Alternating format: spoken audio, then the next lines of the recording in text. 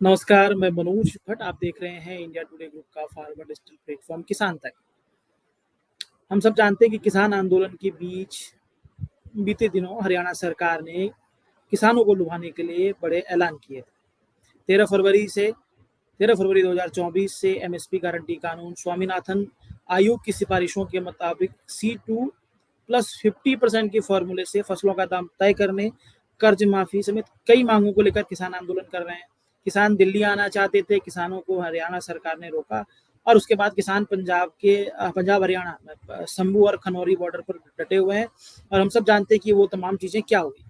लेकिन इस बीच हरियाणा में सत्ता परिवर्तन हुआ। मुख्यमंत्री मनोहर लाल खट्टर, मैं ये कहूँ कि खट्टर लाल को फेंटा गया। वो उनको मुख्यमंत्री पद उनसे लिया गया। नायाब सिंह सैनी को मुख्यमंत्री बनाया गया। अब नायाब सिंह सैनी की सीट से मनोहर लाल खट्टर ने लोकसभा चुनाव लड़ा। लोकसभा चुनाव लड़के मनोहर लाल खट्टर केंद्र की राजनीति में सक्रिय और नायाब सिंह सैनी सरकार हरियाणा में मौजूदा वक्त पर है और नायाब सिंह सैनी सरकार को इसी साल के अंत में विधानसभा चुनाव में जाना है, यानी कि विधानसभा चुनाव की परीक्षा पास करनी है।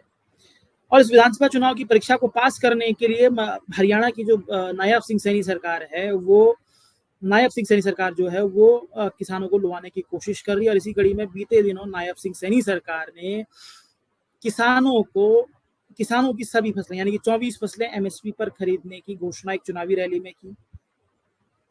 ये अपने तरह का एक अलग मॉडल था जिसमें ना बिना कानून पारित किए हुए, ना बिना कोई ऐसी वैधानिक व्यवस्था किए हुए ये घोषणा की गई। एक कैबिनेट में इसको अप्रूव किया गया है और इस पर लगातार बहसें चल रही हैं। और इस बीच जो किसानों का संगठन है संयुक्त किसान मोर्चा, उसने हरियाणा में एमएसपी की घोषणा को खारिज किया है और 20 अगस्त को हरियाणा में एक बैठक बुलाई है। ये एसकेएम की राज्य स्तरीय बैठक होगी।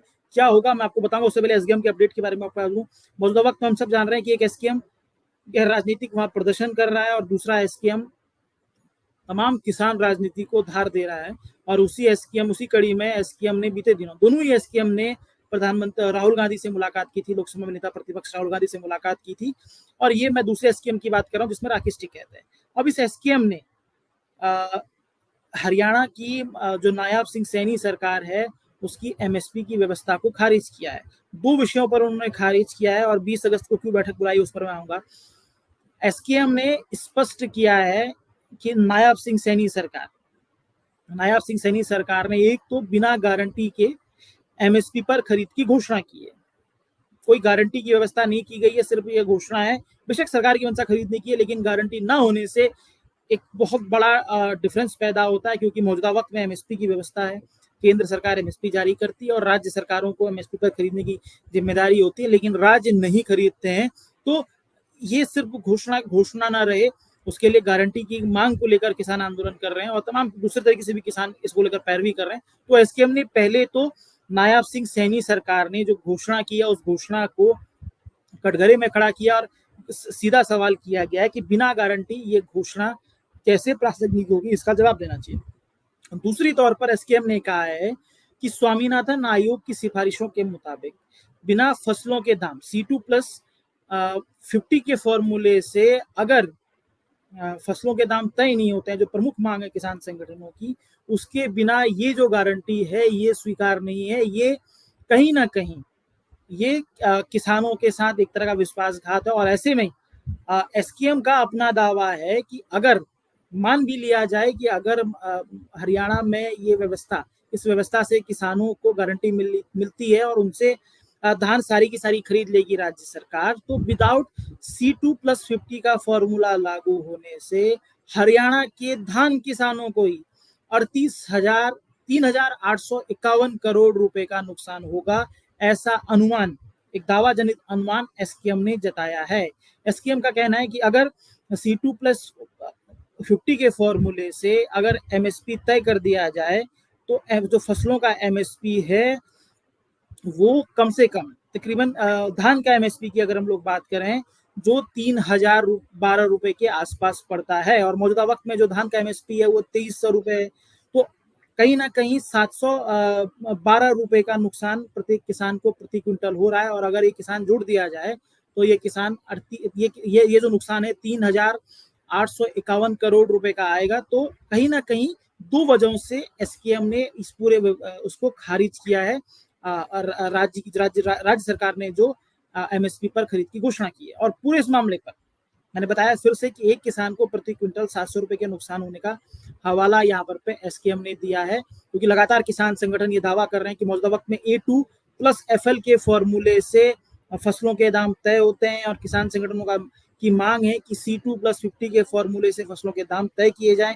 और अगर C2 प्लस 50 के फॉर्मूले से दाम तय किए जाते हैं तो एसकेएम का अपना मैथमेटिक्स है, यानी कि एसकेएम का जो अपना गणित है, उनका ये कहना है कि धान का जो एमएसपी 2300 रुपए घोषित है, वो अगर C2 प्लस FL की घोषणा, सॉरी हाँ C2 plus FL C2 plus जो 50% का फॉर्मूला है उससे अगर धान की एमएसपी तय होती है तो तकरीबन वो 3000 रुपए होगी, और मौजूदा जो रेट तय है तकरीबन 712 रुपए कम है। तो ऐसे में अगर ये खरीद भी ली जाएगी तो इतना बड़ा नुकसान है। यानी कि ये एक नया अपडेट है कि किसान संगठन एमएसपी गारंटी के साथ साथ ही C2 प्लस 50 के फॉर्मूले को के साथ समझौता नहीं करना चाहते हैं, और दोनों ही चीजों को पैरेलली समानांतर आगे ले जाना चाहते हैं, और दोनों ही मुद्दों पर चाहते हैं कि दोनों ही मुद्दों पर कहीं ना कहीं व्यवस्था बने। जैसा कि अब तक लगातार हम देख रहे थे कि एमएसपी गारंटी पर ज्यादा जोर था, लेकिन ये बहुत स्पष्टता के साथ एसकेएम ने यहाँ पर चीजें स्पष्ट की हैं। दूसरा, अब एसकेएम ने राज्य जो एसकेएम का राज्य स्तरीय जो संगठन है उसने 20 अगस्त को बैठक बुलाई है, और इस पूरे मामले में भाजपा सरकार, जो राज्य की भाजपा सरकार है, उसकी घेराबंदी करने का ऐलान किया है, जिसके तौर पर हम सब जान रहे हैं कि अब हरियाणा में विधानसभा चुनाव प्रस्तावित है इस साल के अंत में, और इससे पहले ही किसान संगठन चाहते हैं कि सरकारों पर दबाव बनाएं। हम दूसरा जो एसकेएम है, एसकेएम गैर राजनीतिक, वो पहले से ही राज्य में सक्रिय है। भाजपा सरकार की नीतियों को, राज्य की जो मनोहर लाल खट्टर के बाद नायाब सिंह सैनी सरकार है, उनकी नीतियों को लेकर जनता के बीच जा रही है। और जैसा कि हमने देखा था कि पिछले लोकसभा चुनाव में इसका असर पड़ा था। लोकसभा चुनाव में भाजपा को अप्रोक्ष रूप से सीधे तौर पर सीटों का नुकसान हुआ था।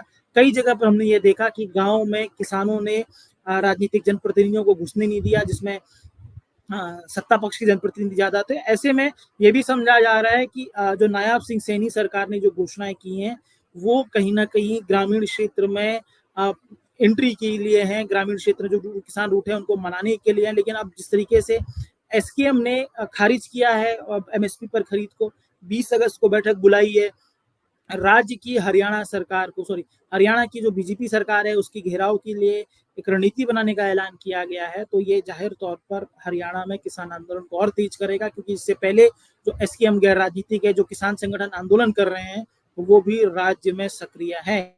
तो हालांकि अब देखते हैं कि ये किस तरह की चीजें आगे बढ़ती हैं। ये जो मौजूदा वक्त में जो मांगे हैं हरियाणा विधानसभा चुनाव में कितना प्रभाव डालते हैं, इस पर हम सबकी नजर रहेगी। लेकिन ये स्पष्ट है तौर पर हो रहा है कि किसान संगठन अब एमएसपी गारंटी के साथ साथ ही C2 प्लस 50 के फॉर्मूले को भी समानांतर तौर पर आगे बढ़ाना चाहते हैं। अगर एमएसपी गारंटी कानून लागू भी हो जाएगा तो वो लागू कानून C2 प्लस 50 के फॉर्मूले से हो, जिससे किसानों को उनकी फसलों का वाजिब दाम मिल सके और वो दाम गारंटीड मिल सके। ये दो बातें निकल कर आती हैं। तो ये छोटी सी कोशिश थी हमारी। आपको ये हमारी कोशिश कैसी लगी जरूर बताइएगा। अगर हमारा कार्यक्रम पसंद आता है तो शेयर, सब्सक्राइब, लाइक जरूर कीजिए। इसी के साथ इजाजत दीजिए, आप सबसे फिर मुलाकात होगी।